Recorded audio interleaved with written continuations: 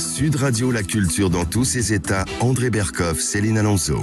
C'est une langue belle, avec des mots superbes, qui porte son histoire à travers ses accents, où l'on sent la musique et le parfum des herbes, le fromage de chèvre et le pain de frère. Et oui, notre langue est belle, elle est même très belle, André Berkoff, mais depuis plusieurs décennies, eh bien, une offensive générale a été lancée contre elle. Nous allons en parler dans un instant sur Sud Radio avec l'essayiste et docteur en philosophie Sami Biazoni, qui publie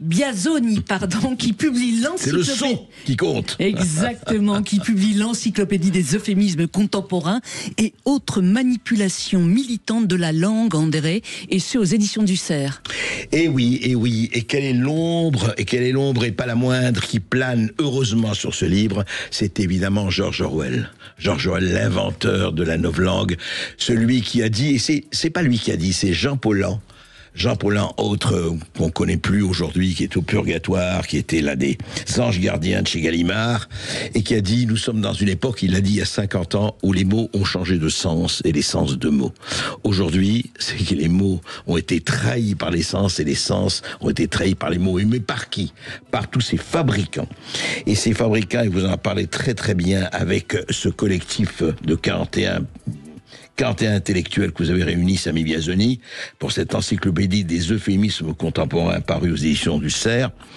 Ce qui est intéressant, c'est que effectivement, vous savez très bien, il faut être en bon terme avec les mots, mais il y a des gens qui ont choisi d'être non seulement en mauvais terme avec les mots, mais de les déformer, de les transformer, comme par hasard, de les genrer et de les trahir. Donc il est avec Assis, Fergan Aziari, Chantal Delson, Caroline Goldman, Pierre-André Taguieff et puis beaucoup d'autres.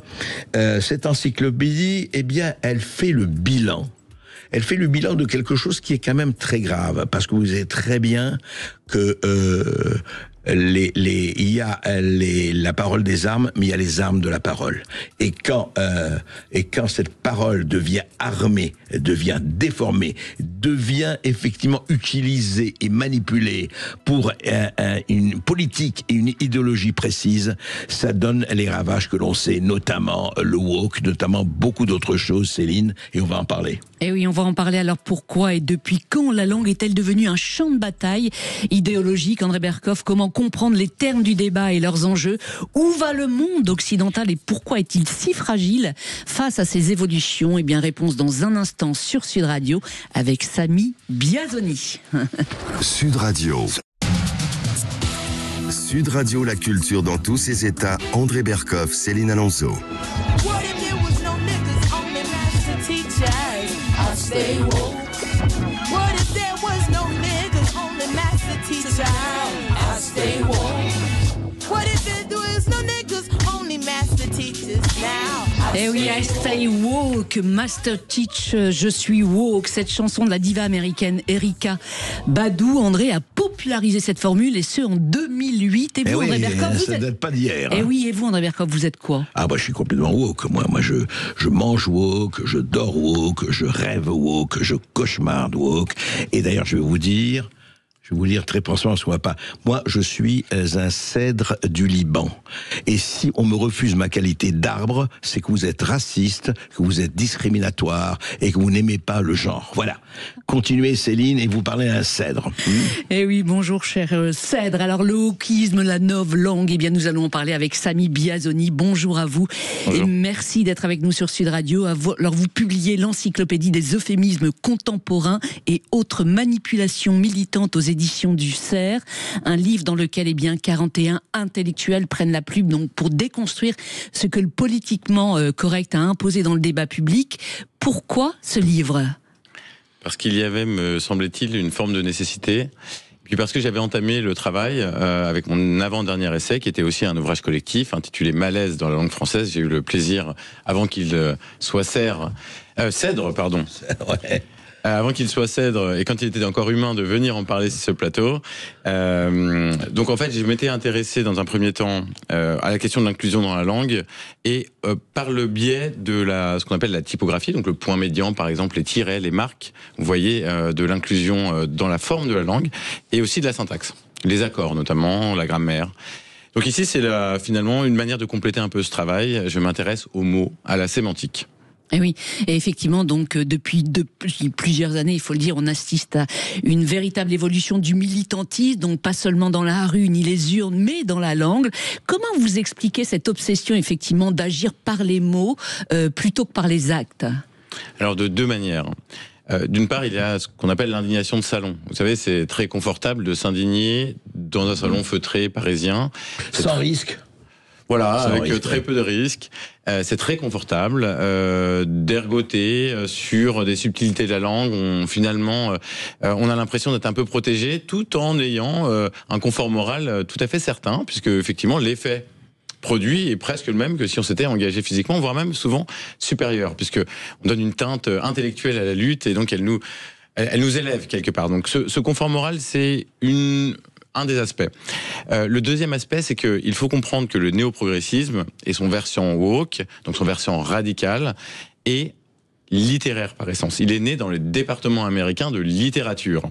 Il est narrativiste. C'est-à-dire qu'il crée des récits. C'est pour cela que la subjectivité, le ressenti, les histoires comptent plus que tout, plus que le réel, dans ces modes de pensée. Et voilà pourquoi on s'écharpe sur la langue, puisque si l'histoire est primordiale, alors quel est le support de l'histoire, quel est son substrat ? C'est la langue. Oui, mais alors, Samy Biazoni, quand même, ça vient d'où ça ? Et je veux pas, attends, on va pas faire de l'histoire, les déconstructeurs, Derrida et compagnie, non. Ça, on le sait, on en a beaucoup parlé, etc. Moi, je voudrais savoir, c'est au nom de quoi qu'on a commencé à changer le sens des mots, qui avaient un sens depuis des décennies, voire des siècles, etc. Et qu'est-ce qui a fait ? C'est-à-dire que l'idée derrière la tête, sans faire du complotisme, etc., c'est pas un complot, mais qu'est-ce qui faisait qu'on a dit, écoutez, on peut plus utiliser les mots comme ça, je parle des wokistes, et on va les utiliser autrement, on va montrer qu'ils peuvent et doivent se dire autrement. C'est quoi qui a existé ça ? C'est révolutionnaire, enfin c'est une idéologie, c'est quoi ? Alors, vous avez mentionné le terme, déjà c'est révolutionnaire. Lors de la Révolution française, on a renommé les places, les rues, de Royal à Nation. Donc vous voyez, il y a déjà cette tentative, lorsqu'on veut créer l'homme nouveau, de le créer de manière absolument protéiforme, sous tous ces aspects. Et donc la langue est un des aspects, puisque c'est ce qui structure la pensée. Et dans cette logique de l'homme nouveau, il faut bien se dire, je change l'homme par la violence tout de suite, mais il faut que je change sa dépendance et les générations suivantes. Comment le fais-je ? Par l'inculcation de nouvelles valeurs. Comment le fais-je encore mieux ? En changeant le vocabulaire qu'on va utiliser, parce qu'il va orienter le discours d'une certaine manière, et je prépare ensuite l'avènement de cet homme nouveau qui perdurera. Donc ça déjà, c'est une première tentation. Et il faut bien voir que les mouvements woke sont des mouvements révolutionnaires. Ouais, alors très très nouveaux et très contemporains dans leur forme. Il y a eu les totalitarismes qui ont fait de même, plus tard dans toute l'histoire du XXe siècle. Et puis plus précisément, ce que vous décrivez, c'est le politiquement correct. Il naît dans les années 70-80 et il n'est pas n'importe quand. La réponse très précise, c'est que au moment où en fait les derniers droits sociaux sont acquis politiquement, notamment par les minorités aux États-Unis, ce qui ne veut pas dire que toutes les luttes avaient été menées, mais les droits sociaux étaient arrivés à leur bout. Et à ce moment-là, très précisément, il fallait mener de nouvelles luttes. Et donc, on va les chercher où on peut. On va les chercher dans la langue. Mais il fallait mener une nouvelle lutte. Ça commence sur les campus. Ça commence auprès des campus universitaires américains. Voilà. Exactement comme vous avez un Sartre, une Simone de Beauvoir qui ont envie de s'engager et de sauver le monde parce que ils ont cette supériorité morale sur le monde. À Harvard, on a pensé exactement la même chose. Il faut à chaque génération sa lutte. Il faut à chaque génération sa cause. Et oui. Mais quelle est la différence, effectivement, entre ce qui se passe aujourd'hui et le politiquement correct des années 80 ? C'est une très bonne question. En fait, le politiquement correct, c'était une forme de répétition générale. La différence principale, c'est que le politiquement correct traitait de sujets très, très variables. C'est-à-dire qu'un technicien de surface, par exemple, c'est social. Lorsqu'on dit disabled person, pour pas dire une personne porteuse handicapée, alors maintenant on dit porteuse ou malentendant au lieu de sourd, ou malvoyant au lieu d'aveugle, etc., etc. Donc ça, c'est de l'euphémisation.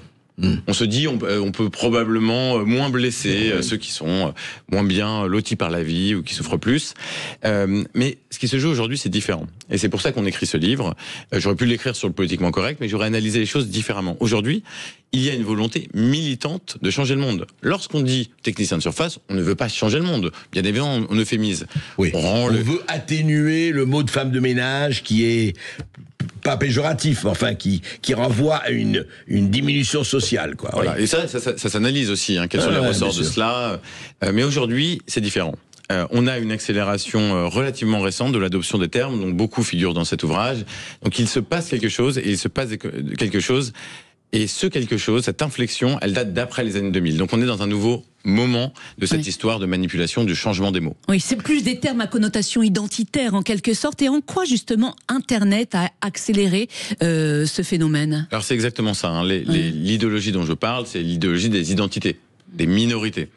C'est celle qui véritablement structure l'essentiel des termes que vous trouverez, des 45 termes. Les minorités veulent s'imposer aux majorités, en fait. Exactement. Faut le dire, c'est ça. C'est exactement ça. Le néoprogressisme considère que la majorité a tout le temps opprimé. Il est temps qu'elle s'efface au profit des minorités, de manière à obtenir une forme d'égalité par la compensation. C'est ça qui est important, d'accord ? Oui. Et donc, le rôle d'Internet, il y a Internet et les réseaux sociaux. Internet, pour répondre à votre question, Internet a créé un village global. Et c'est très important pour comprendre le phénomène minoritaire. Autrefois, les minorités étaient isolées. Quand vous étiez dans votre condition minoritaire, au mieux, vous aviez votre ghetto, si c'était un ghetto ethnique. Vous aviez votre réseau, si vous aviez des pratiques sexuelles. Voilà. Ça existait déjà. Mais c'était des communautés petites, avec une forte pression sociale. Désormais, vous trouvez pour n'importe quelle minorité, même si vous pensiez être seul au monde, vous trouverez quelqu'un à l'autre bout du monde qui partagera votre peine, qui partagera votre condition et qui se liguera avec vous pour porter haut vos valeurs. En temps réel, 24 heures sur 24, 24 sur 24, en temps réel, et qui a accès à une parole publique. Et ça, c'est un changement relativement important. Donc c'est cette construction du village global par Internet. Et oui, et les réseaux sociaux ont complètement hystérisé le débat. Il faut reprendre l'exemple de J.K. Rowling, l'auteur donc d'Harry Potter, qui elle a été menacée de mort suite à des propos jugés transphobes sur X. Absolument. Il y a quelques années, 2-3 ans, je crois. Oui, on connaît bien cette histoire. J.K. Rowling, pourtant, était engagée depuis toujours pour la défense des minorités. C'était un des parangons du combat contre l'oppression. Elle est progressiste. C'est une des progressistes militantes. Bien sûr. Mais vous savez, Chronos dévore toujours ses enfants. Et donc, Chronos a fait ce qu'il fait de mieux. Il a dévoré son enfant le jour où elle a dit j'ai du mal, en substance, j'ai du mal à être féministe s'il n'y a plus de femmes. Donc, il y a un homme, il y a des hommes et il y a des femmes. Et elle n'a pas dit que la transidentité n'était pas quelque chose d'acceptable, etc. Elle n'a pas du tout dit ça. Elle a dit, en fait, j'ai besoin, pour pouvoir être féministe, de la notion de femme. Et quelqu'un qui a telle caractéristique est une femme, non ? Et pour ça, on l'a honni, on l'a menacé de mort, on a déprogrammé des expositions. La fête des 20 ans d'Harry Potter, elle s'est faite sans elle n'était pas invitée. Mais il y a une chose, comment on passe à un saut qualitatif là, et je suis là il y a 3 jours, dans une ville des États-Unis. Samy Biazoni, quelqu'un a parlé d'une femme, on lui a dit non, et elle a presque été punie. Il faut dire un être avec ovaire. Voilà. Alors il y a quand même hallucinant ça. Il y a de multiples exceptions. Alors il faut mettre à distance le terme. Et alors les raisonnements derrière sont des raisonnements souvent bien trop complexes pour le commun des mortels. Il faut passer un certain temps pour comprendre la bonne terminologie. C'est une des grandes difficultés de ces processus de manipulation de la langue, c'est qu'à la fin on perd notre capacité à communiquer le réel. Mais quelque part ça arrange ceux qui promeuvent ces termes, parce qu'ils veulent reconstruire le monde. Donc si on n'arrive plus à communiquer, à s'entendre, à débattre, quelle proposition reste ? La proposition de la radicalité, celle de la violence. Lorsqu'on ne parle plus, c'est là que la barbarie s'installe. Bien sûr. Et, oui. Et à chaque fois, la bataille sémantique accompagne ou précède la bataille politique. Ça, c'est très intéressant. Un peu d'observateurs le voient. Mais effectivement, observer la langue, c'est absolument nécessaire. Lorsqu'on observe la langue, on voit des signes avant-coureurs. Alors parfois, ce sont des signes qui arrivent en même temps, c'est absolument concomitant. On mène les combats de front, puisque ce sont souvent des combats symboliques qu'on mène. Et d'autres fois, effectivement, lorsque des mots commencent à évoluer, lorsqu'on commence à s'écharper autour de terminologie, autour de sujets sémantiques, c'est que quelque chose se joue dans la société, c'est qu'il y a des revendications, et ces revendications, vous allez les voir apparaître. Alors, donnez-nous des exemples, Samy Biazoni. Non, je veux dire, d'exemples, est-ce que vous avez des exemples concrets, par exemple, de ce dont parlait Céline, la coordination entre politique et sémantique? Bon, on parlait du mot femme, là on est complètement dedans, il y a ce moment. En fait, le mot femme, en France, on est encore à peu près protégé de ce mouvement, mais aux États-Unis, au Canada, il y a eu ce grand moment autour des identités trans, notamment quand Joe Biden est arrivé, il a dit j'en fais une grande cause. La cause trans. La cause trans, voilà. Et c'est la cause trans ou la cause du genre? Alors c'est la cause c'est la cause du genre de manière générale, mais c'est la cause trans en particulier. D'accord. Et là, il y a eu une vraie rupture, et c'est là que, à partir du moment où vous dites c'est une grande cause, et donc cette minorité-là il faut la soigner particulièrement. Vous comprenez bien que la notion de femme définie biologiquement ne tient plus. Elle devient problématique en elle-même. Bien sûr. Oui, quand le président des États-Unis lui-même, donc de la majorité des Américains, dit « attendez, cause trans, cause nationale ». Absolument. Donc ça c'est un exemple assez parlant. Un exemple très amusant, c'est quand le mot problématique est devenu lui-même problématique. Par exemple, ah bon ? C'est-à-dire avec MeToo, un comportement... Il y a 30 ans, un comportement problématique était un comportement soit jugé compliqué, soit un comportement qui sort du cadre défini, donc il va falloir discuter. Complexe. Ouais. Donc on en revenait à l'étymologie du terme. Depuis MeToo, un comportement problématique. J'ai décelé un comportement problématique dans la forêt, près de l'arbre cèdre qui trône, laisse très clairement entendre qu'on aura affaire à un délit, voire un crime sexuel. Et là, un violeur potentiel ou pas. Voilà, exactement. Et donc, vous voyez, le fait que le thème problématique devienne problématique, on ne sait plus de quoi on parle en réalité. Et ça a été l'influence de MeToo qui a véritablement fait basculer le sens de ce mot sans que personne ne décide vraiment, simplement par l'usage. Oui, mais parfois changer les mots, voire les supprimer, n'est-ce pas une véritable nécessité ? Reprenons par exemple l'exemple, André, de cette pâtisserie La Tête de Nègre, baptisée Tête Choco, ou la rue de la Négresse à Biarritz, devenue la rue de l'Allégresse il y a quelques temps de cela, car pour certains, effectivement, donc ça portait atteinte à la dignité de la personne. Quel est votre point de vue sur cette question, Samy Biazoni ? Mon point de vue, c'est qu'il faut se garder de deux écueils qui sont promouvoir la rigidité de la langue et promouvoir son extrême malléabilité. Donc non, la langue n'évolue pas au gré des lubies morales des individus, c'est un danger. Je vais vous expliquer pourquoi.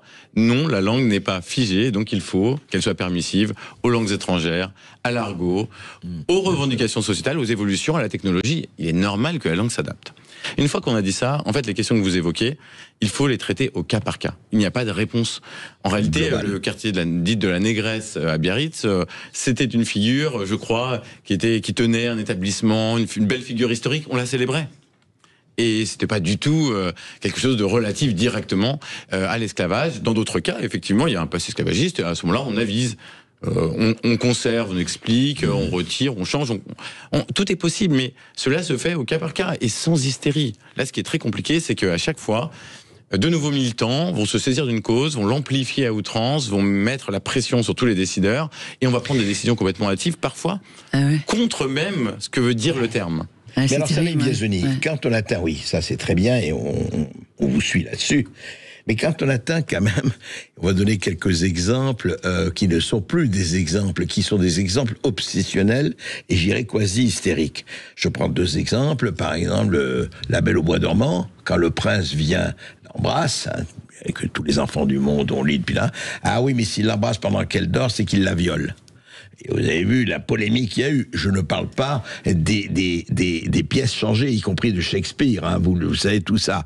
Bon, et puis je ne parle pas aussi de cette chose qui est incroyable. Je vais vous dire, et c'est là intéressant, c'est qu'il y a une histoire tout à fait authentique qui c'était il y a 4 ans, au moment de l'ouverture, après l'élection de Biden, le Congrès, vous savez, ça commence par une prière en Amérique, parce que voilà, c'est Under the Law of God. Et le député, je crois que c'est le sénateur, prononce la prière et finit par Amen et ajoute A woman. Oui. Et quand on arrive à ça, Amen, qu'est-ce que ça a à faire? Non. Et je ne parle pas, alors il faut débaptiser le Cap Nègre, il faut 10 petits nègres d'Agatha Christie, c'est déjà fait. Oui. Donc, il y a eu quand même quelque chose où les digues ont été rompues quand même. Ah oui, en fait, c'est ce qu'on appelle le littéralisme. C'est un des marqueurs du wokisme. Le littéralisme peut aller très très loin. Hein. Il peut aller à une sonorité.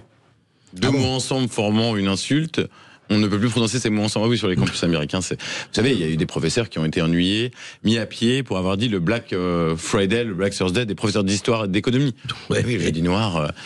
Et alors là, il n'y a pas de personne noire. On pourrait dire le quoi, c'est raciste. C'est raciste parce que jeudi noir veut dire crise. Crise est un terme péjoratif et donc tout ce qui renvoie au fait d'être noir est associé à des éléments négatifs. Bon, dans ce cas-là, vous réécrivez complètement la Bible, à peu près toute l'histoire de la peinture. Donc c'est pour ça que de toute façon, c'est une aporie. C'est-à-dire ça ne sert à rien de nettoyer quoi que ce soit, parce que ce sont les écuries d'Augias. La seule chose à faire... Il faut tout liquider, quoi. C'est un peu ça. Si vous voulez, brûler la bibliothèque d'Alexandrie. Mais aucun domaine n'est épargné aujourd'hui ? Rien. Incroyable. Rien, vous devriez changer votre logo d'ailleurs. Pourquoi? Oui, parce que Le noir est en bas. le noir est en bas, oui, c'est vrai, il y a le blanc qui surmonte le noir. Et surtout, le blanc sud est en gras blanc, le noir est en dessous, il n'a pas les faveurs du texte, comme si, vous comprenez, les personnes noires ne pouvaient pas accéder à la littérature. Vous voyez ce genre d'interprétation. Il y a quand même des bastions de résistance. Non, mais bien sûr, en fait... Heureusement. Heureusement, et même chez les militants, personne n'ira s'amuser à faire ce genre de choses. Mais en fait... Quand je dis personne, c'est pas vrai. C'est-à-dire que là où la chose devient compliquée, c'est qu'il suffit de 1, 2, 3, 4 personnes, et vous les trouverez toujours, ces personnes. Et en fait, il suffit qu'elles vocifèrent suffisamment. L'air du temps fait que des décideurs vont être sensibles désormais à ce genre d'arguments, vont avoir peur, par lâcheté, parce qu'ils ne se sont pas intéressés au fond des choses, parce qu'ils n'ont pas envie de faire des recherches qui s'imposent, par facilité, pour 1000 raisons. Par facilité ou par lâcheté? Pardon ? Par facilité ou par lâcheté? Je l'ai dit, la lâcheté est une des motivations. C'est pas la seule, parfois. C'est la médiocrité, parfois c'est un mélange de tout ça. Eh oui, effectivement, tous ces débats, effectivement, de la langue française nous font poser cette question. Ne sont-ils pas le signe que nos sociétés ne sont plus capables de résoudre leurs problèmes fondamentaux, en quelque sorte? Alors effectivement, lorsqu'on est impuissant politiquement, il faut traiter des causes symboliques. En fait, lorsqu'on est impuissant vis-à-vis des causes réelles, les causes symboliques sont extrêmement confortables, on pourra toujours s'agiter. Et en fait, vous voyez, l'action politique, en réalité, depuis 20, 30 ans, 40 ans, et peut-être au-delà, se résout et se réduit presque uniquement à créer de nouvelles taxes, créer de nouvelles normes, créer de nouvelles restrictions. Je ne pense pas que ce soit la manière de libérer une société, de faire qu'elle soit heureuse. Quand on est impuissant à changer la réalité, on change les mots. On revient à ce qu'on disait depuis l'au jour. Alors, je dis simplement, Céline, c'est intéressant de raconter avant peut-être une petite pause, c'est que vous avez choisi tous ces mots de antifascisme, démocratie participative, écriture inclusive, voilà, et fluidité de genre, qu'on entend du GPA éthique, intégration, intelligence artificielle, islamophobie, qu'on entend du matin au soir, du soir au matin. Et ce qui est bien dans ce livre, c'est que vous les décryptez, enfin vos collaborateurs, les intellectuels, les essayistes qui ont fait ça, les décryptent. Maurice Berger avec la problématique, justement, racisme, alors racisation, racisé, magnifique, self-space et le wokisme, on en a déjà parlé. En tout cas, c'est vraiment une bible tout cela. Oui, une bible à acheter, chers auditeurs de Sud Radio. On va dans un instant sur Sud Radio bien décortiquer exactement 6 termes, 6 mots, à savoir antifascisme, écriture inclusive, masculinité toxique, privilège blanc, racisme systémique et le fameux wokisme. On va revenir dessus. N'en jetez plus, ça suffit. Restez avec nous, on revient dans un instant. Céline Alonso. Et oui, de retour sur Sud Radio avec Samy Biazoni qui publie l'encyclopédie des euphémismes contemporains et hautes manipulations militantes de la langue aux éditions du Cerf. Alors dans ce livre, Samy Biazoni, 45 mots et locutions qui font débat et que l'on comprend mal sont décortiqués par des experts. Commençons par l'un des plus étranges, à savoir privilège blanc. De quoi s'agit-il exactement ? Nous pensions avoir aboli les privilèges, ils sont de retour. Alors le privilège blanc, c'est une notion théorisée depuis plusieurs dizaines d'années, mais qui a vraiment connu un regain, alors théorisé en tout cas, qui a été mis sur le devant de la scène, et puis qui a vraiment connu un regain ces dernières années, il y a une dizaine d'années, puisqu'il y a eu un ouvrage absolument best-seller, qu'aujourd'hui tous les étudiants dans les facs américaines connaissent. C'est lequel dont vous parlez ? White Privilege. White Privilege, oui, carrément. Et donc cet ouvrage-là, il est dans les librairies de toutes les universités américaines, toutes.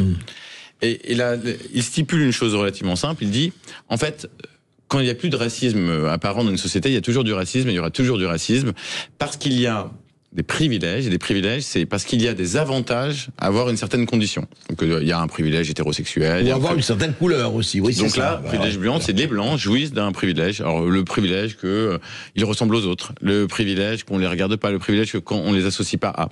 Et donc il y a toute une liste de privilèges comme ça. C'est bien qu'on dit qu'en fait, les personnes blanches dans des sociétés occidentales sont porteuses d'un racisme parce qu'elles bénéficient d'un privilège malgré elles. Même si elles ne le savent pas, inconscient, et elles sont racistes à leur insu. Le racisme à l'insu vient de leur plein gré, pardon. Le racisme vient de leurs conditions qui leur confèrent des avantages par rapport aux autres. Et donc cela, c'est une forme de racisme. Alors bien évidemment inconscient et involontaire, même ceux qui défendent ces notions vont pas jusqu'à dire que c'est volontaire, encore que. Chez Ibrahim Kendi, X-Kendi, qui est un professeur d'université américain et un des leaders du mouvement antiraciste, racialiste, radical, lui il le dit. dit bon en fait si les blancs sont la pire espèce qui a jamais existé sur Terre. Donc ça c'est des discours et c'est des gens qui vont dans les campus, qui donnent des conférences, qui sont multimillionnaires, et qui font des stages de rééducation pour les personnes blanches, qui sont très contentes d'aller. Ils sont très bien payés pour ça. Extrêmement bien payés, puisque vous savez très bien que les personnes les plus sensibles à ces thèses-là, ce ne sont pas les ouvriers du Wyoming, ce ne sont pas les fermiers du Minnesota, ce sont ces gentes dames de New York qui confortablement dans leur penthouse de Manhattan se questionnent sur leurs avantages. C'est un invariant dans toutes les sociétés qui sont un peu développées. Oui, et ce qui est terrible en revanche, c'est qu'on ne parle jamais de privilèges non blancs. Pourtant, il est quand même des situations, ce sont eux qui bénéficient de traitements de faveur. À ce propos, dans votre encyclopédie, Philippe Diribarne écrit ceci: toutes les politiques de discrimination positive menées sous la bannière diversité, équité, inclusion, notamment dans l'audiovisuel, vont dans ce sens. Quand les Blancs sont sous-représentés dans des situations prestigieuses, par exemple dans l'équipe de France de foot, il est affirmé que c'est parce que des non-Blancs ont plus de talent, mais quand ils sont surreprésentés, par exemple dans les orchestres classiques, il est affirmé qu'il s'agit de discrimination envers les non-Blancs. Absolument, on parlera de racisme systémique, et c'est ce qui explique ça. Effectivement, il y a une asymétrie totale. Elle est assumée. C'est-à-dire que ce que j'expliquais tout à l'heure, c'est que ces militants considèrent qu'il y a eu des oppressions par le passé, et donc le futur compensera. Qu'est-ce que ça veut dire par quoi? Par d'autres oppressions, par d'autres discriminations. Donc ça, c'est assumé. Voilà la société. Mais il suffit d'être minimum logique pour comprendre que ça ne fonctionne pas. Qui décrétera la fin de la partie? Qui décrétera l'égalité réelle? Déjà, elle n'existera jamais. Pour les raisons que ces militants eux-mêmes théorisés d'ailleurs, puisqu'il restera toujours des représentations mentales. Ce sera chacun de son côté qui dira voilà, maintenant il est temps. Et c'est la concurrence victimaire. Et c'est la concurrence victimaire, et c'est l'impossibilité de vivre ensemble. C'est pour ça que ces propositions, en fait, elles sont terribles. C'est pour ça qu'elles me font peur. C'est pour ça que tout universaliste, tout humaniste doit s'inquiéter, parce que la seule proposition qui est faite là, c'est pas de réduire les inégalités, c'est de dresser les hommes et les femmes les uns contre les autres en permanence. C'est de créer un sentiment d'iniquité, et la pire chose qui soit, c'est ce sentiment-là. C'est ce sentiment que d'autres sont privilégiés par leurs conditions, et c'est exactement ce qu'on est en train de créer. Oui, et vous parlez dans votre livre, dans votre encyclopédie, de privilèges juifs aussi. Alors, c'est pas moi qui en parle, moi je trouve ça horrible comme notion, le simple même d'y avoir pensé est très étrange. Mais oui, les mêmes personnes ont théorisé que... Alors, vous savez, le cas des personnes juives est un cas qui gêne beaucoup les milieux néo-progressistes et woke. Parce qu'on ne sait pas vraiment si... Donc certains disent les personnes juives sont des super blancs, c'est le haut de la pyramide, et donc là, vous sentez les relents. Super blancs, super friqués. Oui, pour toutes les raisons. Dans le schéma, quoi. Voilà, parce que on le voit bien, regardez, ils ont l'armée la plus puissante, et puis ils ont réussi là. C'est les mêmes discours antisémites qu'on a connus et qu'on pensait ne plus jamais pouvoir voir revenir. Donc ça, certaines disent ça, et certaines autres disent oui, mais tout de même, la condition des personnes juives, c'est quand même une condition d'oppression, donc est-ce que ce ne sont pas des compagnons de route? Est-ce que c'est pas une minorité qui nous rejette certes, mais parce qu'on n'a pas la bonne attitude? Donc là...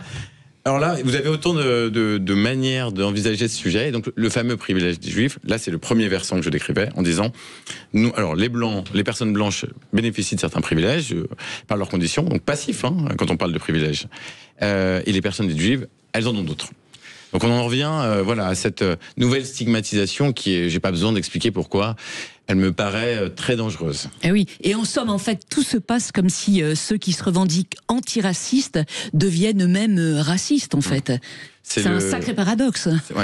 Alors le paradoxe, de toute façon, est un des marqueurs du wokisme, mais l'antiracisme contemporain est racialiste. C'est-à-dire que il y a une nécessité pour lui de se nourrir d'un processus qu'il appelle de racisation, en tout cas de la notion de race. Alors que l'antiracisme ancien, celui qu'on a connu avant les années 2000, c'était un antiracisme qui visait à faire disparaître la race. Oui, absolument. Donc le nouveau mouvement, donc le fait que l'antiracisme contemporain soit racialiste, donc il base tout sur des différences entre les races. Mais l'exemple le plus fabuleux, c'est comme SOS Racisme des années 80, on se rappelle tous, et tout le monde disait oui, touche pas à mon pote, sauf que maintenant c'est les potes qui touchent. Et qui se dit il faut se venger. Ah non, ça va pas. Oui, il y a vraiment de cela. Enfin, clairement, on a aujourd'hui des militants qui n'ont plus du tout la même manière de voir le sujet. Désormais, nous exigeons réparation en permanence, nous exigeons contrition en permanence. Voilà les demandes. À l'époque, moi quand j'étais enfant, Moi-même, mes parents viennent de l'étranger. J'ai jamais songé à ça. La seule chose que je demande, c'est qu'on ne me fasse jamais penser que mes deux parents sont pas nés en Lozère. Voilà, la seule chose que je demande pour être heureux dans ma vie. C'était d'ailleurs ce que demandaient la plupart des gens. Les premières générations d'immigrés, demandez-leur ce qu'ils demandent pour leurs enfants. Tous les parents de ces personnes-là, ou les grands-parents aujourd'hui, les immigrés de première génération n'avaient qu'un seul rêve, c'est que leur enfant, finalement, soit dans la masse indistincte des citoyens. Le souhait d'assimilation. Mais bien sûr, ça s'appelait le souhait d'assimilation. Et il était beau, ce souhait. Oui. Samy Biazoni, si les antiracistes, effectivement, sont les nouveaux racistes, qu'en est-il des antifascistes, alors ? Eh oui, alors ce terme est amusant, il est construit un peu de la même manière. Les mouvements dits antifa, ce sont des mouvements d'action, des mouvements radicaux, ils se caractérisent comme tels. Là, on est vraiment dans la pure objectivité. Ce sont des mouvements qui acceptent la casse, la menace et la violence. C'est un peu étonnant, lorsqu'on est antifasciste, d'utiliser les méthodes du fascisme. Donc je ne dis pas qu'ils prônent les mêmes idéologies que le fascisme d'antan, parce que les conditions ne sont plus les mêmes. En revanche, c'est exactement les mêmes modalités d'action. Faire taire l'ennemi par tous les moyens, à l'usage de la violence, si c'est nécessaire. C'est un peu ennuyeux.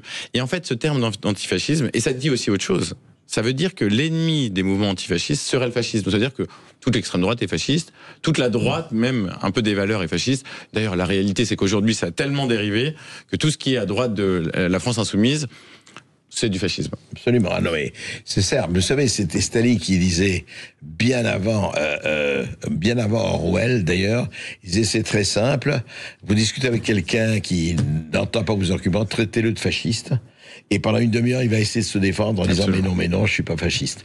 On est encore là complètement. Ce qui est intéressant, c'est le mode de raisonnement fonctionne très bien. Enfin, je veux dire, c'est un mode terroriste, faut le dire. C'est un mode terroriste au vrai sens du terme. En disant toi, tais-toi et ça va. Et excusez-moi, c'était avant, mais moi je suis très frappé. C'est vraiment l'histoire de Charlie Kirk. L'histoire de Charlie Kirk. Après, on peut. Mais moi qui l'ai suivi pendant des années sur les réseaux sociaux, lui c'est la disputation, je suis pas d'accord avec vous, mais on discute, on prend la parole, on passe des heures, parce qu'il parle des heures, avec des wokistes, avec des gens qu'il traitait de tous les noms, mais d'autres, ils disent non, moi je discute pas, t'es un salaud, il faut que je t'élimine.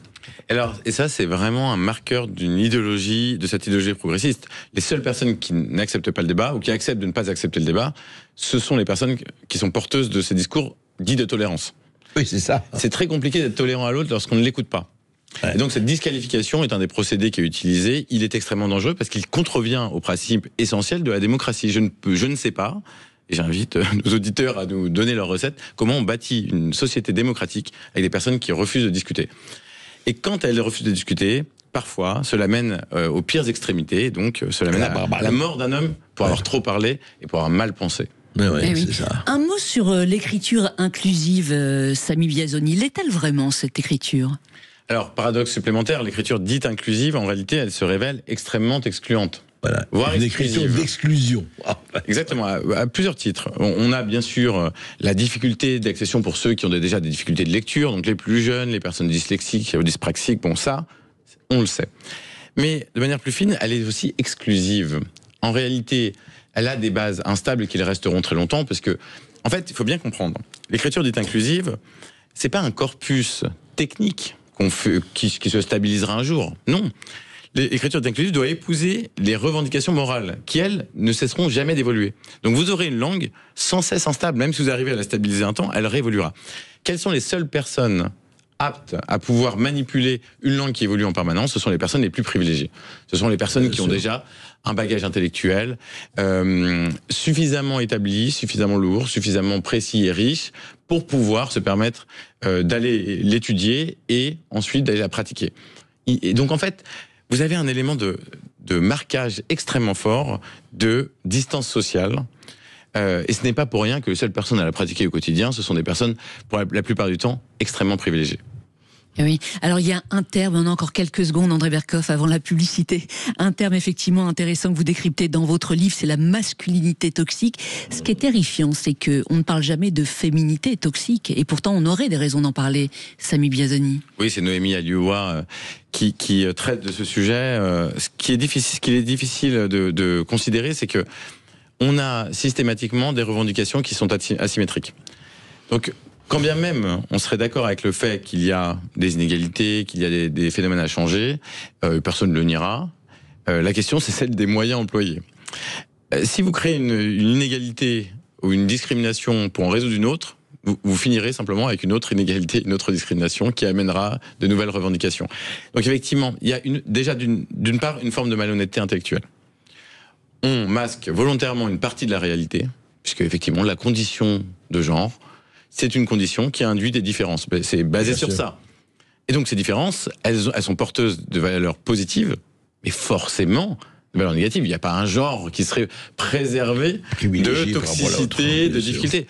Donc si on veut envisager ce sujet-là, en disant je m'intéresse à la question du genre et la toxicité liée au genre, on s'intéresse à tous les genres, on regarde le gradient, on regarde comment il s'exprime, ce qu'on peut faire, la manière de mieux vivre ensemble, c'est pas comme ça que c'est fait. C'est utilisé uniquement dans un sens.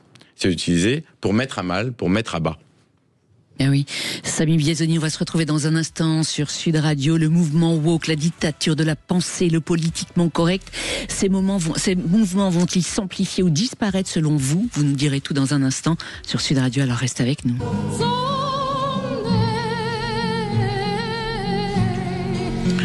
Sublime chanson de John Baez, André Berkoff sur Sud Radio. Cette chanson parle de lutte sociale et d'espoir. Mais aujourd'hui, il faut le dire, André, on en est loin avec le wokisme qui a triomphé très longtemps aux États-Unis, excepté depuis la victoire de Donald Trump, faut le dire. Samy en tout Biazini. cas, le balancier a bougé depuis Donald Trump, il faut le dire. Oui, enfin. Est-ce que sa victoire, Samy Biazini, peut signer la fin de cette idéologie ou non, selon vous? Alors malheureusement non. Parce que le trumpisme, c'est presque un wokisme à l'envers. Et lorsqu'on oppose à une idéologie radicale une autre idéologie radicale, on nourrit l'idéologie radicale menacée. Donc en fait, ma crainte, c'est même que le trumpisme est en train de raviver un wokisme qui parfois était chancelant, on le voyait peut-être pas, parce qu'on voit souvent les coups d'éclat, les médias relaient les polémiques les plus dures, mais en réalité, il y avait en interne dans la société américaine, d'ailleurs c'est ce qui a porté le vote Trump beaucoup, ce rejet relativement massif du wokisme. Donc c'était encore l'apanage de certaines élites très privilégiées. Et puis il était dans les institutions. Je ne dis pas que le phénomène commençait à connaître un reflux, mais je pense que là, ma grande peur, parce que c'est ainsi que fonctionnent ces phénomènes sociaux, c'est qu'il y a une forme, voilà, de retour et de rejustification de la nécessité d'un. Je nuancerai votre propos, Samy Biazoni, parce que je crois que là, vous concentrez complètement sur cette histoire du wokisme. Mais Trump n'a pas été élu pour ou contre le wokisme. Et Trump, aujourd'hui, ça marche. Vous savez pourquoi? Parce que la corruption, parce que Doge, parce que l'extraordinaire emprise de l'état profond, dont le wokisme n'est que, je dirais, un symptôme d'écume.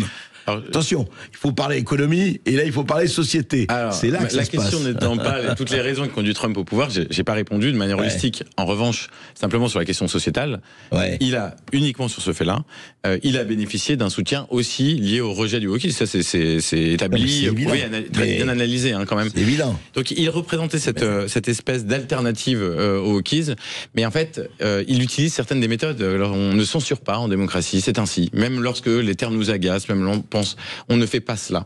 Mais en quoi il a censuré? Il a dressé une liste de termes interdits, mais littéralement. Il y a des mots. Oui, récemment, oui, tout à fait. Donc voilà, on ne fait pas ça, on ne fait pas ça dans une démocratie. C'est clair. Il y a des manières de lutter, il y avait d'autres manières beaucoup plus intelligentes de faire évoluer les institutions, il ne l'a pas fait, et donc il est en train de contre-hystériser un débat qui était fort hystérisé. C'est ce qui m'inquiète un peu. Toujours est-il, pour aller au bout de la réponse, que il a quand même permis un reflux. À un moment, le phénomène était devenu à ce point radical qu'il fallait aussi une rupture, une césure franche. Il a le mérite d'avoir réussi à le faire. Oui. Et en France, est-ce que le mouvement, le phénomène woke vous inquiète ou pas, Samy Biazini? Vous dites qu'il est assez tiède. C'est pas votre point de vue, André Berkoff. Vous dites qu'il est quand même, il est prégnant, ce mouvement. Ouais. Non, moi je crois que le mouvement, oui, enfin honnêtement, on peut pas dire que la France est devenue woke. Je veux dire que la France entière est devenue woke. Enfin, à mon sens, il y a un vrai problème, il y a un vrai débat. Et moi, ce qui m'inquiète, et dans votre livre, c'est bien, en tout cas, une des justifications de ce livre, c'est que quand même, et on n'en a pas parlé, je voudrais que vous disiez quelques mots là-dessus, Samy Biazoni, c'est que ça a pénétré, alors crème dans le milieu universitaire, dans tous les milieux, dans l'édition, dans un certain nombre, et les milieux qui orientent la pensée. et à bas bruit, hein, bien sûr. Et les interdictions de certains discours à l'université, l'écriture inclusive dans un certain nombre de obligatoires dans l'université, etc. Qu'est-ce qui fait que ça a pénétré avec autant de facilité, je dirais? Oui. Alors c'est vrai, il y a une vraie dichotomie dans la société française. La population générale rejette très majoritairement, donc il n'y a pas lieu de s'inquiéter dans la population générale. En revanche, les révolutions sont le fait de minorités agissantes, notamment celles qui contrôlent l'information. Sa diffusion et sa production. Sa production à l'université, sa diffusion, les médias, les librairies, les bibliothèques, toutes les institutions, les lieux culturels. Et là, en revanche, il est difficile de dire que ce n'est pas dans ces endroits devenu une forme de pensée dominante, dans des formes, selon les institutions, plus ou moins dures, plus ou moins rigoristes, disons, par rapport à la ligne. Mais tout de même, on a un parti qui est le parti de la France Insoumise, qui est complètement acquis à cette théorie. Il représente quand même entre 15 et 20% de la population française. C'est pas rien. Qui met le wokisme en avant, enfin très fortement. Qui le met en avant, qui revendique toutes ces valeurs, la racisation, les privilèges blancs. Donc, c'est pas complètement marginal non plus.